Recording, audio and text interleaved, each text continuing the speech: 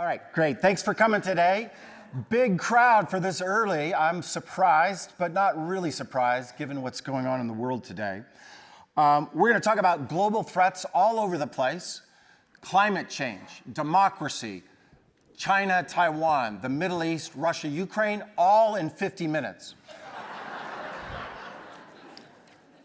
We're all from the Freeman Spogli Institute for International Studies. We are an interdisciplinary research institution here on campus over at Encina Hall. Our themes are trying to bring people from different disciplines. All 7 schools are represented at FSI, both to do that kind of research, to do that kind of teaching, and also to do policy impactful research. So go to our website, engage with us, get our propaganda outside, and as you go out, buy our books. We will all be there signing our books if you want to pick up our books. Thank you all for being here today, and thank you all for being here today.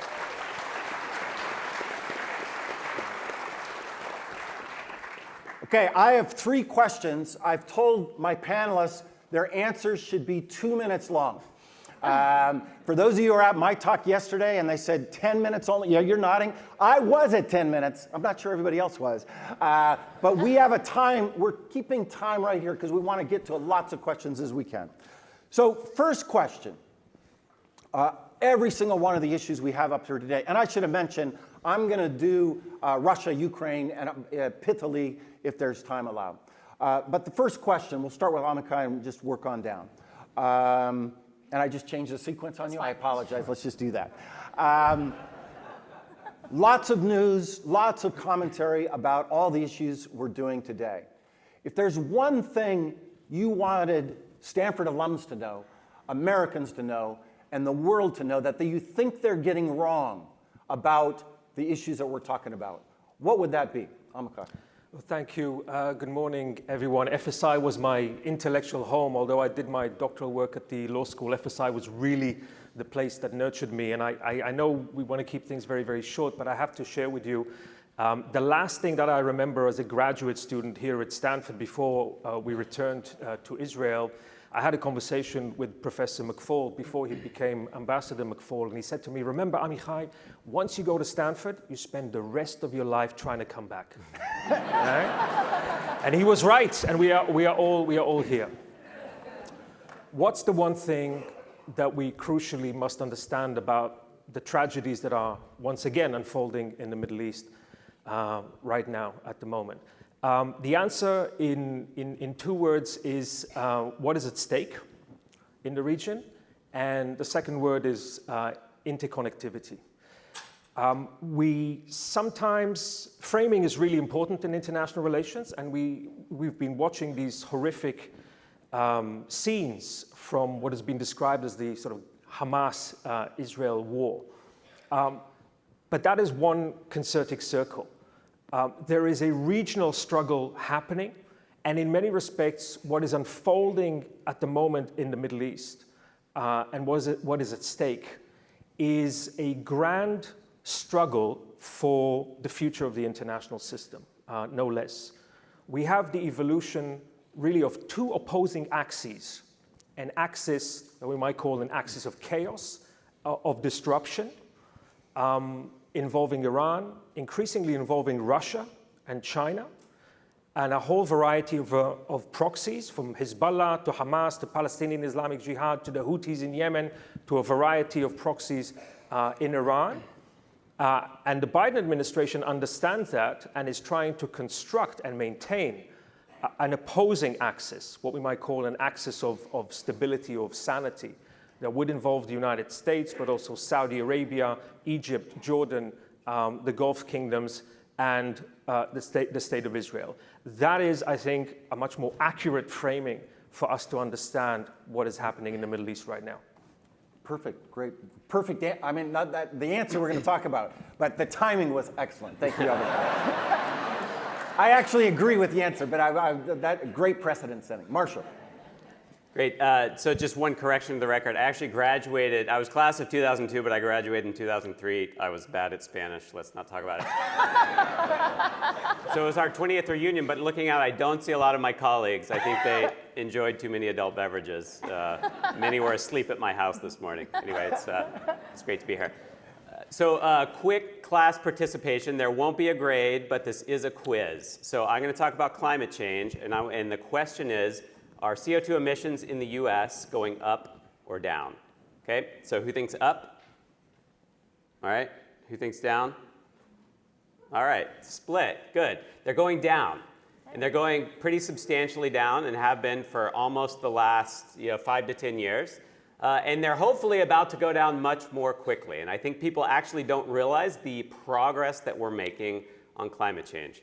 So about 18 months ago, it looked like we were in a terrible place in terms of climate policy in the US. We just did not have our act together. Nothing was going to get done. It looked like Manchin was going to kill any progress. And then from the ashes rose the Inflation Reduction Act, which was by far the most ambitious piece of climate legislation ever passed in this country by an order of magnitude. And it has set us on a path that is just completely different than, again, where we thought we would be 2 years ago. And so we are making remarkable progress. It's actually hard to understand how large this bill is going to be. The way it is set up is to incentivize both clean energy supply and demand. So if you want to go buy an EV, the government wants to help you do that. If you want to start a wind farm or a large solar project, the government wants to help you do that. And so more people do that, the government's going to help you more and more. And so we don't know if this bill is $500 billion. We don't know if it's $1 trillion. But anyway, it's very large, right? So again, just a monumental policy shift and in my view, a positive one in our ability to do something about climate change. That's the good news. We're making a lot of progress. Implementation is going to be a mighty challenge here. We have already seen this. And about 70% of the benefits from the Inflation Reduction Act depend on boring but important things like permitting reform. I mean, just feel your eyes glaze over when someone says permitting reform, right? But this is exactly what we need. We are going to need to build so much transmission, so much wind and solar to meet what we can do under the Inflation Reduction Act. But so much of that right now is held up in local fights about permitting. And so the implementation part of this is going to be absolutely key. It's going to be hard. It's going to be a slog.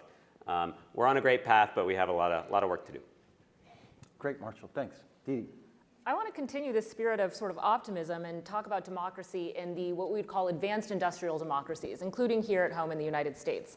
Despite the fact that the global outlook looks really bleak, a lot of instability and geopolitical conflict and what we would think of as autocratization of autocracies, democracy has been pretty resilient.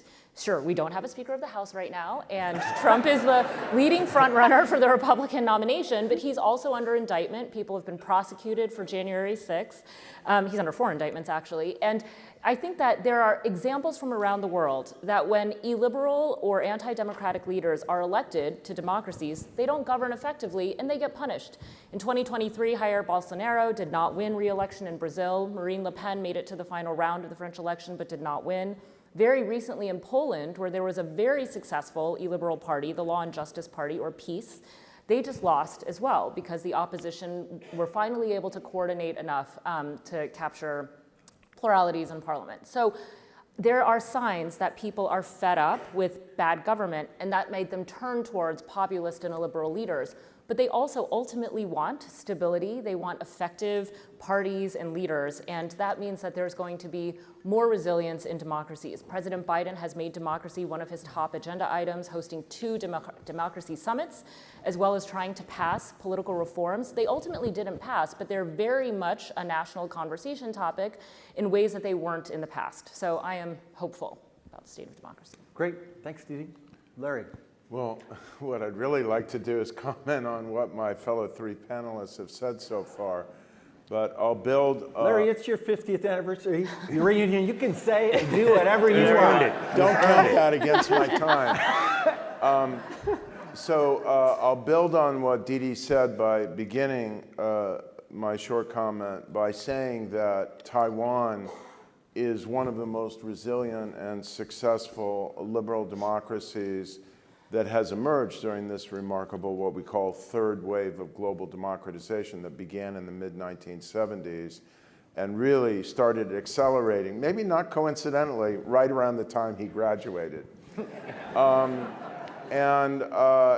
It is an inspiring example that a lot of people in the Chinese-speaking world on the mainland and Hong Kong and so on have taken deep note of. And it's become part of not an alliance, and I wouldn't use the word axis, Amichai, but certainly an informal network in Asia, because we have alliances too with Korea and Japan, of democracies that do share common underlying values, that give the lie to the term, that democracy is just a Western concept. And you can see it in the evolution of public opinion and values in Taiwan and actually throughout East Asia. And this remarkable democracy is now very existentially threatened by the growth of military power, military provocation, and really ongoing and constant gray zone type warfare by the People's Republic of China. I actually think the single most existential threat that the United States is facing is the breakneck pace of military expansion and technological advance and relentless theft of our technological secrets in the United States and our intellectual property by the People's Republic of China. And what you may not know is that China's pace of penetration of Taiwan's air defense identification zone is just constantly expanding. China is in a continuous cyber war against Taiwan to undermine its public confidence and weaken its infrastructure. Taiwan has actually become one of the more resilient countries in figuring out how to repel that, and its Minister of Digital Affairs, Audrey Tang, has become an international figure in this regard. So the current crises, we know where they are in the Middle East and Ukraine, but this is the one that's over the horizon that we need to pay more attention to. Great, thanks, Larry. Let me say 2 seconds about Russia-Ukraine. I think the one thing that is missing in our debate about this horrific, barbaric invasion and occupation, and most certainly in foreign policy circles and debates here on campus and in Washington, is a underappreciation of Ukrainian resilience and an overestimation of American power to solve that problem or to tell the Ukrainians what to do. I hear a lot of talk about they should do this, they should do that, they should settle, there should be a peace agreement, ceasefire, we should not give them weapons and that will force them to negotiate. Those are part of the debates around our country and around Europe. I was just in Ukraine last month. I met with lots of our alums. If you were at my talk yesterday, I talked about some of them. And my giant, overwhelming impression was the deep consensus that they are going to fight for as long as it takes to remove the Russians from their country. Now, that may not be true. I want to be clear. That may not happen. As an analyst, we have to think about other possibilities. But I think we underestimate how focused they are on that. And we overestimate the levers we can pull, like we're going to pull back military assistance and force them to negotiate. No, they won't negotiate. They'll just fight with fewer weapons and worse weapons. I met two people that were really, lots of people, but two events made a giant impression on me. They're both Stanford alums, both people that spent here. One was a former Prime Minister, Alexei Honcharuk, who 37-year-old economist, we all knew him and talked about these abstract things about the relationship between democracy and development when he was here at Stanford. Today, he runs a drone company. And I toured his drone company. I was told by my family I was not allowed to go to this company, and I did just for 10 minutes, and then I got back in a more safer place.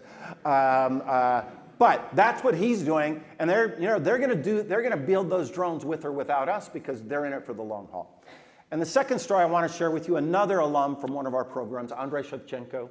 He was in our Summer Fellows program. He later became the ambassador to Canada. Very mild-mannered, intellectual guy. I've talked to him for 20 years. He lost his brother 3 months ago.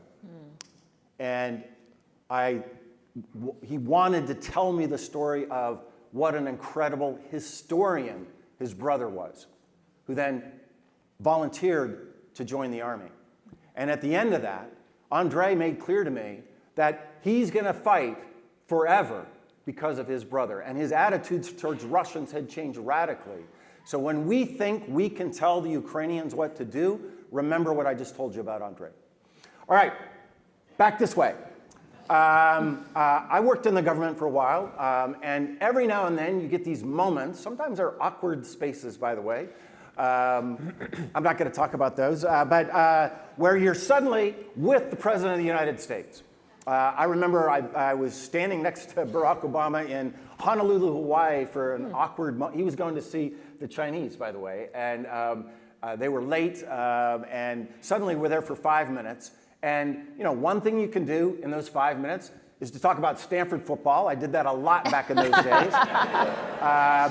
I had a giant argument with President Obama about when Andrew Luck came in second place in the high spin. And I said that was wrong. And he said, no, that was right. And I reminded him of that the last time he was on campus. He was wrong and I was right about that. So one thing you can do is talk about Stanford football. And I hope you all go tonight and don't leave at halftime, because I kept watching at halftime. I kept watching. And even my son in Washington, D.C. kept watching, and at 2:30 in the morning, he called us. That was a great victory. All right, back to what I want to ask.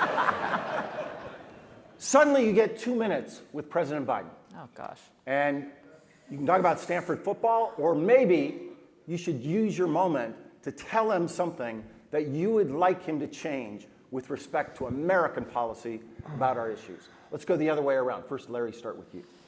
Well, I'd say first, Mr. President, thank you for saying on 4 different occasions, even though 3 times your National Security Council raced out to contradict it, that if China attacks Taiwan, we will be involved. Secondly, I would say deterrence, deterrence, deterrence. It's not inevitable that the People's Republic of China is going to launch an all-out military assault. We deterred, you know better than me, the Soviet Union for decades from moving against West Berlin and much of the rest of Europe. And deterrence can work, but only if you have a superior force, frankly. We need to pre-position more military force in the region.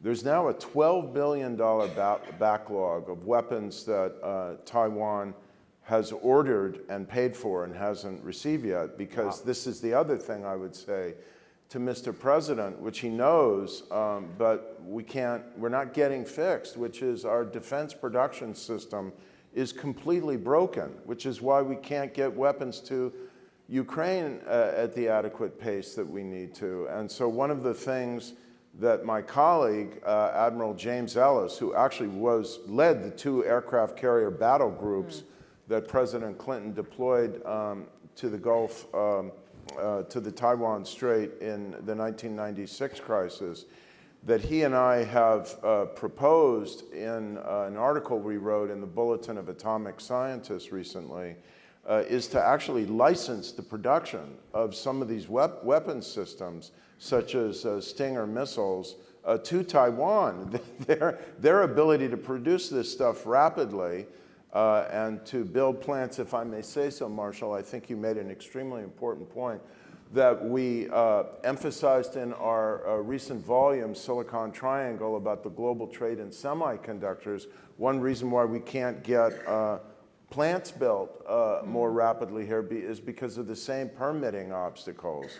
So I think we need to license the production of some of these weapons to Taiwan as rapidly as possible and really deepen our cooperation with allies throughout the region. Great idea. Didi. I know President Biden is interested in political reform because he's talked about it and he's proposed legislation about it. He negotiated and fought really hard for it, even though it didn't pass, the Freedom to Vote Act and the John Lewis Voting Rights Act. But if I had 2 minutes with him, I would say that one of the main problems that people feel is that their voices aren't heard. And part of that is because, to actually link to this permitting discussion, we live in what our colleague Frank Fukuyama calls a vetocracy. We have a lot of veto points in our system. And in a lot of other democratic institutional configurations, you have rule by the majority. It's pretty easy to have a principle of majoritarianism where the most votes win. There's a recent book out by two political scientists, Daniel Ziblatt and Steve Levitsky, called Tyranny of the Minority. We have an institutional configuration in the United States that lets a very small group of people, like 15 people in the House of Representatives, hold up government in various ways. And this trickles down to the local level where you get these permitting hold-up issues as well. What I would say is, instead of the huge bill you proposed with all these different political reforms, let's do one simple thing, which is just to reform the Electoral College. Americans feel that institutions can't be changed, but it is crazy.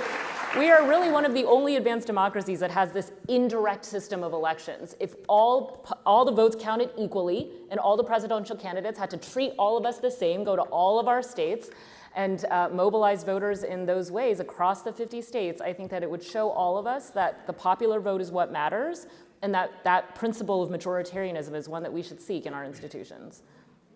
Great. Marshall. So I wouldn't bore him with permitting reform, although that would be my first choice. So I'll go with my second choice. I would say, Mr. President, there are three things we can do in response to climate change. We can mitigate, we can reduce our emissions, we can adapt, or we can suffer, okay? Oh. It's the truth. So mitigation, I already mentioned, we're off to a good start, but we have decades of long slog ahead of us to get that right. And it's not just us, right? Even if we do a good job, we depend on other countries also doing a good job, and so there's an important global diplomatic effort on that front, and the Biden administration has been engaged. So, but we're going to muddle along, and we are not going to be as fast as we want, and we are not going to mitigate our greenhouse gas emissions as quickly as we need to avoid climate change. We're going to have to live with some climate change. So that's adaptation, right? And if we can't adapt, then we're going to suffer. So we need to figure out how to adapt. Key point is we are very poorly adapted to today's climate, much less the climate we're going to have 30 years from now or 50 years from now. If you've lived on the West Coast in California, you've experienced monumental wildfires in the last few years. This is something I study, and we see negative health impacts. We see even at my house, people who should know better, you see a lot of wildfire smoke getting inside people's houses. We see people exposed to extreme heat and suffering. We're just really poorly adapted already to the current climate, and things are going to get a lot worse. So I'd say, Mr. President, keep your focus on mitigation, really important. We got to get that done, but at the same time, we need to figure out how to live with the changing climate that we're going to experience. We need to learn how to adapt. Excellent. Thanks, Marshall. Mr. President, people speak about the 20th century as the American century. The 21st century can also be the American century. It's in our hands. It's in your hands. Just a few short years ago, we were all talking about declinism, the decline of the United States. I think that's far from inevitable. Be bullish on America. Be confident in America. Rediscover the spirit of America for adaptation and innovation and entrepreneurship. We might, Larry, not think about ourselves as an axis, but our adversaries certainly are thinking about themselves as an axis. In fact, they call themselves the axis of resilience. So we need to wake up from the break from history that we have taken in the post-Cold War era. We need to rally once again our spirit, our research, our intellect, and we need to find new solution structures to the great challenges of our era. Environmental challenges, AI, biotechnological challenges, nuclear challenges, and we can do it. China is on the verge of demographic decline and economic decline.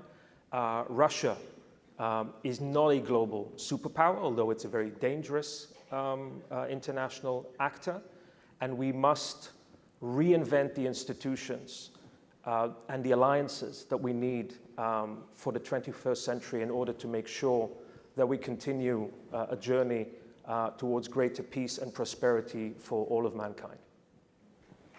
Great. And I've actually had the chance to speak to the president a few times on Ukraine, and I would reiterate what I said the last time. More and better weapons faster. More and better sanctions faster. That is the way to speed the end of this war. And in particular, Mr. President, this is actually something President Zelensky said to me last month. It is crazy, absolutely bad policy that we allow American technology to be exported and go to places like Kazakhstan and Hong Kong that then show up to build rockets that Russia builds, that we then shoot down with interceptors that we spend hundreds of thousands, millions of dollars of giving the Ukrainians. That is irrational. If you're an American taxpayer, that is your money being wasted. So, Mr. President, stop that insanity. All right, last question. Let's start with Dee Dee and go this way and back this way. So we're all engaged in all the issues we're talking about, obviously, right? Here at FSI, here at Stanford. But we're obviously not doing enough. These are big, huge problems. What's your advice to us, but also to everybody here? This is a question to you all. This is not just a question to our panels. What should Stanford be doing more and better to help address the problems we're talking about today? So Dee Dee, let's start with you. I think the thing that makes Stanford such a special place, especially places like FSI, is that we are not just academics trying to write for small academic audiences, but really trying to think about what the problems in the world are and how academic research can be brought to bear on those. I think that we should honestly just do more of the same of what we're doing now, which is applied research, where you take a wide stock of what your colleagues are doing, what the sort of empirical findings are, but try to think about how to make them actually tractable to the public. There are any number of really wacky American political reform proposals that Larry and I hear about every single day that will never see the light of day, and they honestly shouldn't. I think that being in our communities, engaging with activists and reformers on the ground, members of democratic civil society, hearing what it is that people need to see from the governments and leaders who represent them, and trying to understand how best to facilitate that kind of change is what we as researchers should be doing. Fantastic. Marshall, and before Marshall speaks, by the way, we've been on these panels from time to time over the years, and since then, you all did start the Doerr School of Sustainability. Yeah. Marshall's one of the leaders of that Doerr School. So we translated chit-chat at these things. I don't know if we did, Marshall, but we helped, and you are now central to building one of the faculties there over at the Doerr School. But so what more beyond the Doerr School? Yeah, that's right. I was going to mention the Doerr School. So we have a new School of Sustainability, really exciting. The first new school at Stanford in, 75 years? Yeah. And really focused on sustainability. So we have a lot of researchers that were already on campus focused on sustainability, but large aspirations to bring in 60, 70 new researchers, again, focused on global sustainability issues and how they intersect with a lot of the topics we discussed today. So that's an opportunity. If we're going to move the needle as a school, we need partners, right? We are not going to be able to do this in Stanford by ourselves. We need partners, and we want to partner with you. What we have found, what I have found personally, is the Stanford network is incredibly deep in things that touch on sustainability. You can see that in the number of clean tech companies that have come out of Stanford, but broader than that, the people engaged in government, in the private sector, in the nonprofit sector, are just going to be really instrumental for our success as a School of Sustainability. So please come get engaged, come talk to us, come work with us, because that's the sort of partnership we're going to need to really make this happen. Okay. Stanford is not just an institution of national importance, it is an institution of global importance. The young women and men who come here for an education go out and truly change the world. That is true in the Middle East, that is true in Africa, that's true in Latin America, it's true in Europe, it's true all over the world, which means that we have a profound, unique responsibility to nurture future generations of leaders, not just for the United States, but for the world. And if there's an area where I think we should be doing more, is it derives from the understanding that influence is not just a matter of material capabilities. It It is about capabilities, it is about technology, but it's also about spirit. It's also about a sense of moral responsibility for the world. It's also about the need for young people to have a sense of historical context, to have a sense of public duty, whether that's local public duty, national public duty, or global public duty. And I really think that we need to invest more in equipping the young women and men who come here with the historical, ethical, moral, analytical tools that would allow us to combine with technology to make the world a better place. Technology can tell you how to do something. It doesn't tell you what's the right thing to do. And we really need to invest much more in that. Great.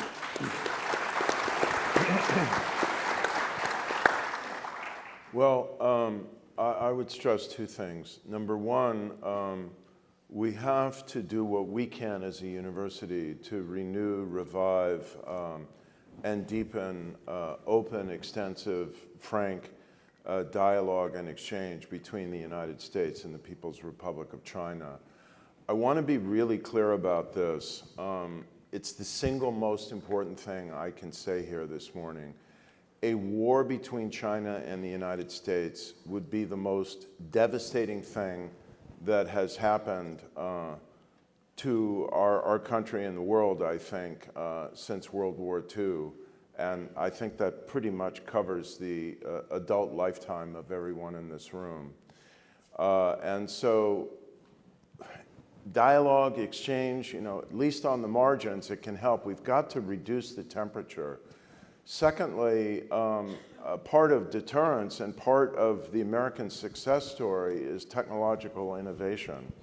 And so I think we need to continue to welcome and accelerate in welcoming the best talent from all over the world. I continue to fervently hope that Stanford will go need-blind admissions on an international basis.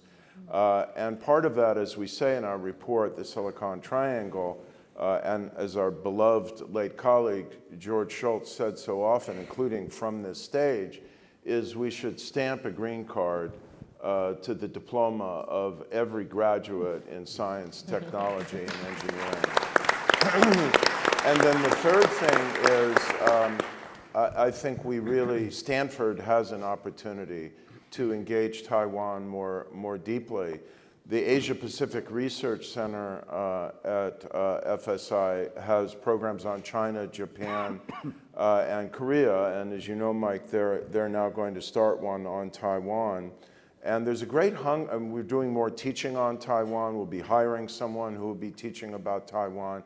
There's a great hunger and curiosity among our students, including your son, to engage Taiwan. And since the opportunities right now, anyway, to study Chinese language on the Chinese mainland have shrunk, and then we lost our overseas campus in Hong Kong, which we retreated to, I think we should think about starting an overseas campus, a Bing Overseas Studies program in Taiwan. Great. So we're going to get to your questions now. To me, I have a long list, but I want to name two things. One, we need a professor of Ukrainian studies, a center on Ukrainian studies. I was a student here at Stanford. I studied Soviet studies. I got my MA degree in Soviet and East European studies. I studied Russian and Polish.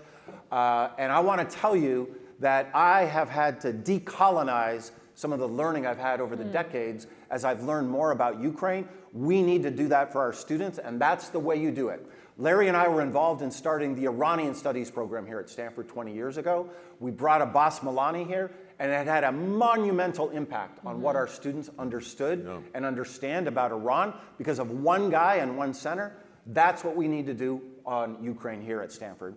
And the second thing we need to do, this is bigger, and we got to get the Door School up and running first.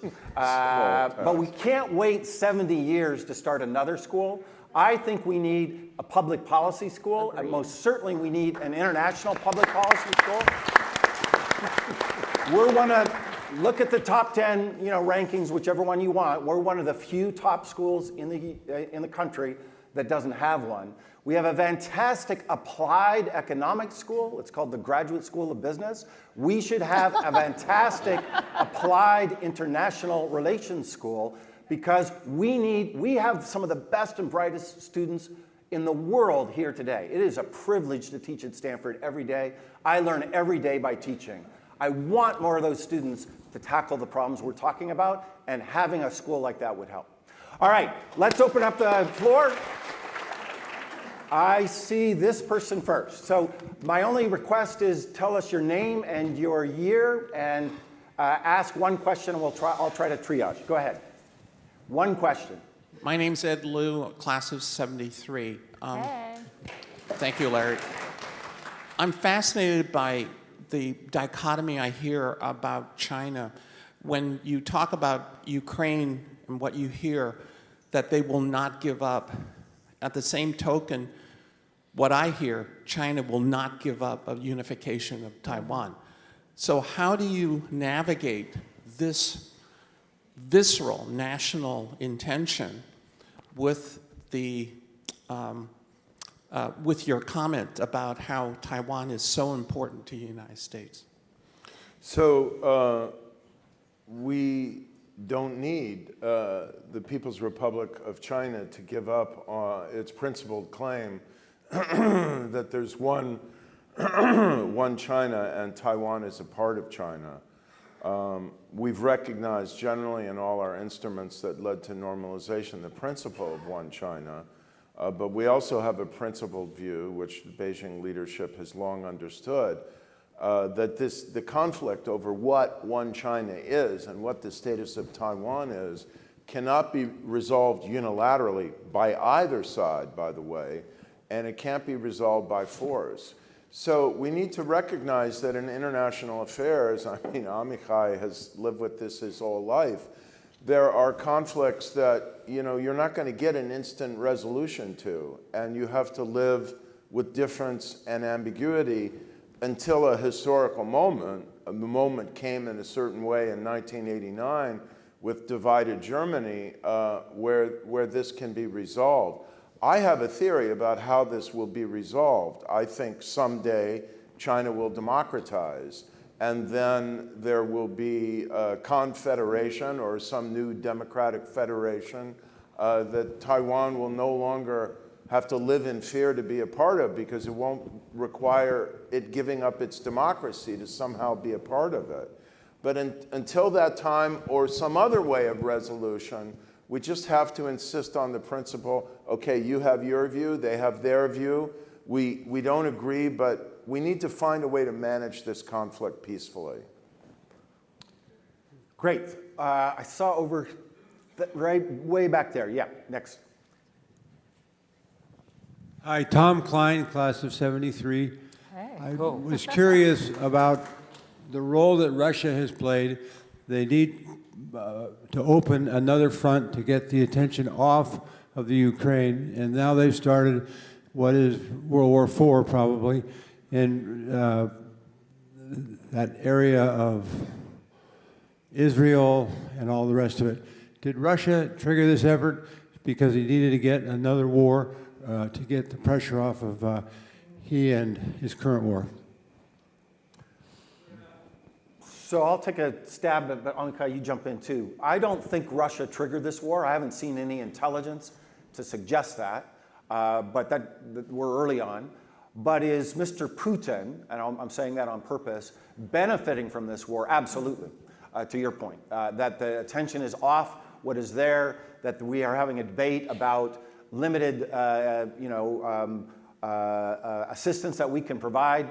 The president gave that address on purpose to bring those two together, but already in calls I've been in with government officials and Congress, that's a trade-off.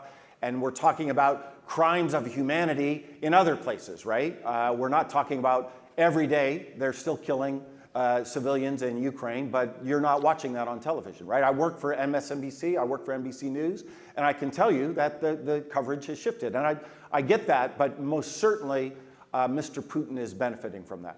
Amakai, do you want to add? There is an alignment of interest here, but that doesn't mean that there's command and control, right? So Hamas is interested in taking over the West Bank. It identified the Palestinian Authority as being very vulnerable. It also identified Israel as being very vulnerable because Israel has been so politically divided internally.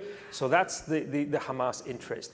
Iran identified a window of opportunity in alignment with Hamas because Iran is deeply concerned about the possibility of a Saudi, Israeli, American peace deal, and especially about an American-Saudi defense pact. Let me also remind you that Iran has already enriched uranium to over 60%.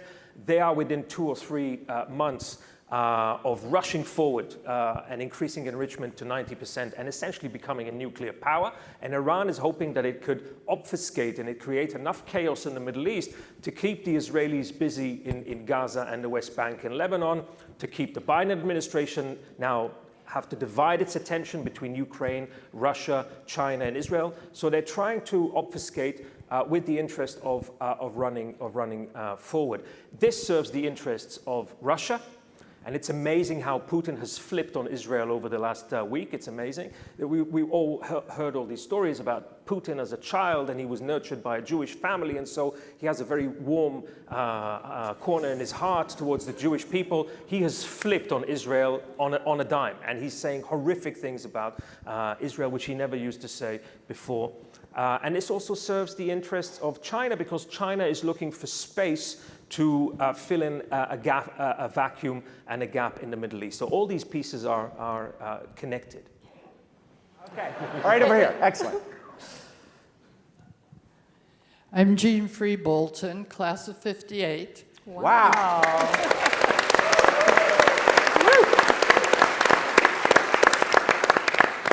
What I have not heard here is where North Korea fits into this mix. It is definitely there in the background. North Korea is one of the most dangerous countries in the world. Its posture is not abating. It's been accumulating frightening not only arsenal of nuclear weapons, estimated at least 40 or 50, but intercontinental ballistic missiles of increasing range, ultimately potentially, well, certainly able, not yet maybe intercontinental, to strike within a substantial radius in Asia, including Japan. But increasingly their goal is to be able to have missiles that can strike the United States so as to threaten it, intimidate it, and create a shield behind which, in their warped fantasies, might enable them to invade South Korea and evade retaliation. The single most important thing that can be said about North Korea in relation to this conversation is that North Korea, China, Russia, Iran, and certain other countries increasingly constitute an axis of authoritarian interaction. And I hate to use the word axis of evil because it got stigmatized after 9/11.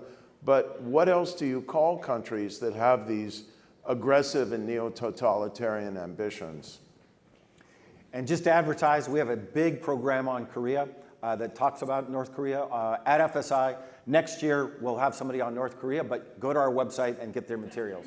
And stay tuned for online programs, programmatic material. I can't announce it yet, but we'll have some major events happening here in November regarding the peninsula. All right, way in the back. I can't even see you, but thank you. Hi, my name's Twyla Moon. I'm class of 2003. First, thank you for creating the Doerr School of Sustainability.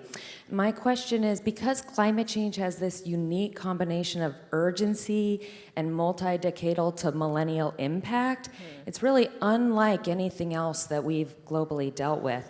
And I'm wondering about, in the creation of the School of Sustainability, does that mean that there are also ways that the school is thinking differently about how you're teaching, the different processes or programs going on, and if there are areas that you feel like you're also breaking the mold because of the uniqueness of this topic, and maybe also really thinking about how it integrates beyond the School of Sustainability into all areas of thought and discussion at Stanford.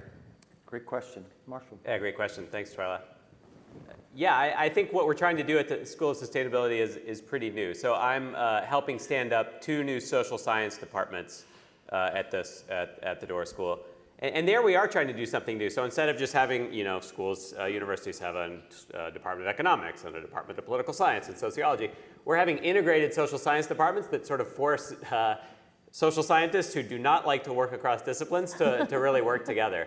And then these departments are really embedded in a school that has a lot of natural scientists and engineers, and the idea of the school is to provide a lot of funding that, again, forces or incentivizes, whichever you like, colleagues from very different walks of life to work together. And so I think, we talk a lot about interdisciplinariness and the importance of it, but I think the school is really trying to build that into its DNA in a way that, I think is new in the world and certainly new at Stanford. Not necessarily new at FSI. This is something FSI has been doing for a long time, but certainly in the sort of traditional schools at Stanford, this is quite new.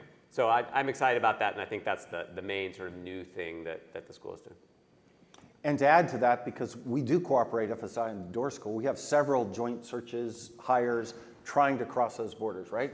And it's all up to Marshall to make them all happen. Oh, God. Over here, yeah, please. Hello, Lori Matsukawa, class of 78. I'm a retired I'm a retired journalist, and we have talked all the weekend long about misinformation today. Where should we all go to find the truth? FSI website? So I'm going to maybe that's a good place to end, because we only have 2 minutes. Why don't we let everybody take a stab at that? It's a great question. By the way, we were supposed to have on this panel Marucha Shake, who works on disinformation. She unfortunately couldn't attend. So one thing to do is read everything she writes, and you can find it on our website.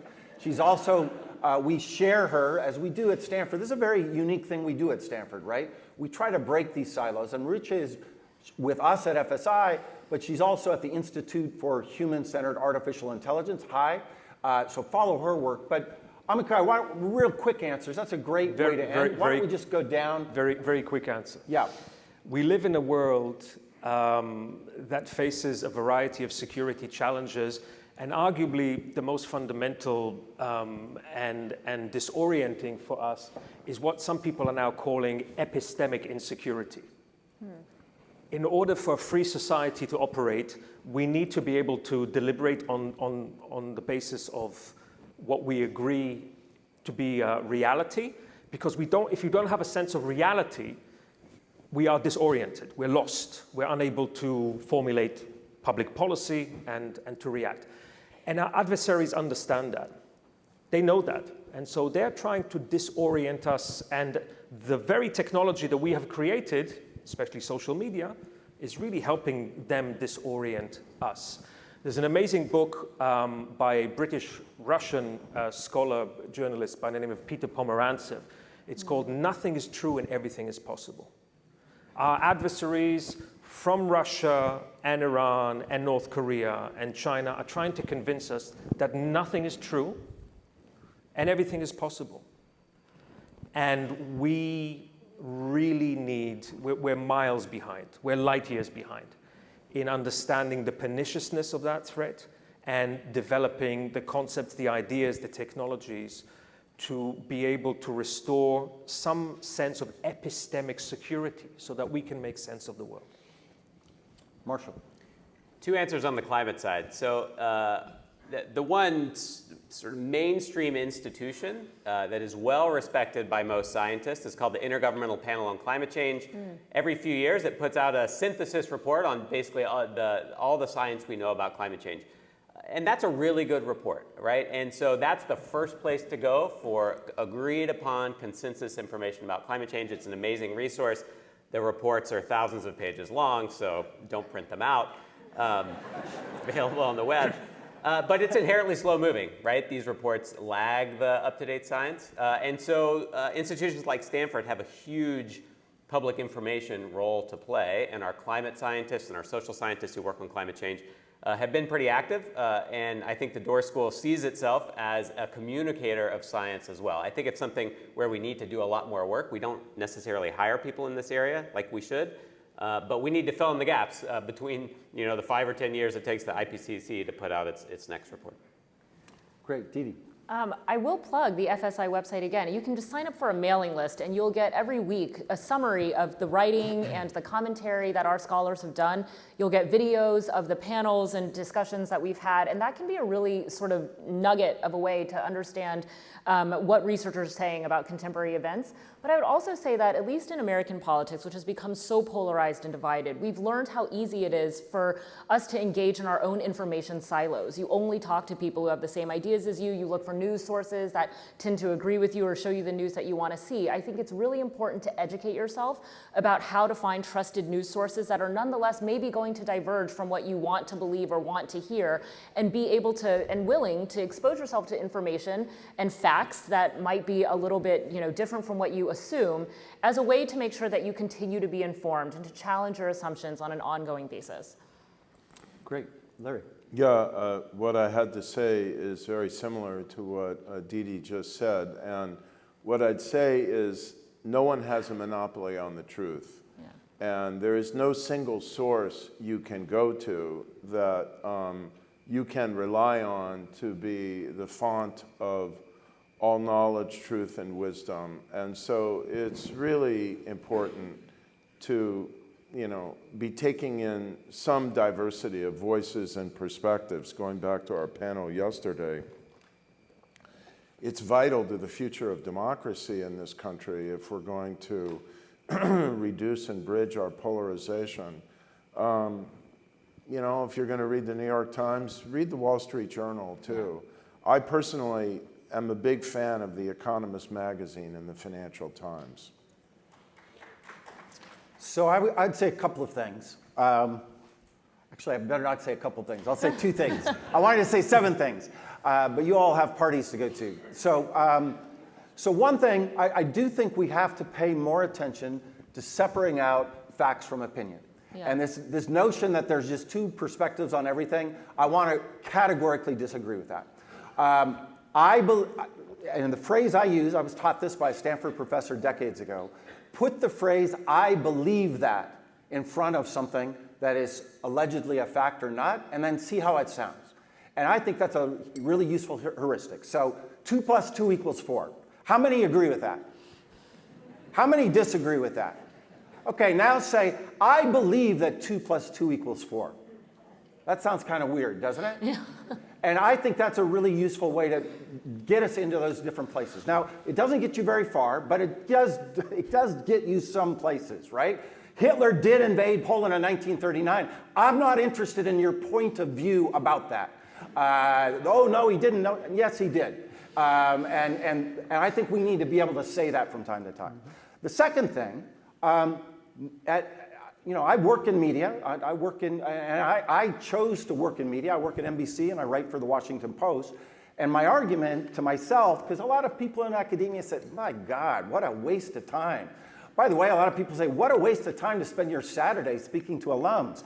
No. Don't you have better things to do? I don't, because I think if I'm not on NBC, somebody else is. Somebody else is that doesn't think about hypotheses. Somebody else is that doesn't think about data. And so I think it is incumbent upon us to get in that game, not just to talk to ourselves. And the final thing I would say, related to other comments, Amakai joked about it. I remember that conversation. I came here in '81. I've left 8 times, folks, but I've always come back, and I now have a home on campus. I'm never going to leave that home. I may go away, but this is going to be my home forever. I love Stanford University for lots of reasons. But the reason I really love Stanford, and I've said this when people have offered me jobs in other places, is that actually 2 + 2 = 4 is true on this campus every day, not just Tuesdays, Thursdays, and Saturdays. and to be grounded in a place where you don't get to just pop off with some crazy idea without data. That's what we do best here. And more so than any time in my lifetime, we need universities to be that place where scientific knowledge, we make mistakes, we all know that, but compared to the outside world, I think we do it pretty well here, and I thank you for helping us do that. Thank you all for coming.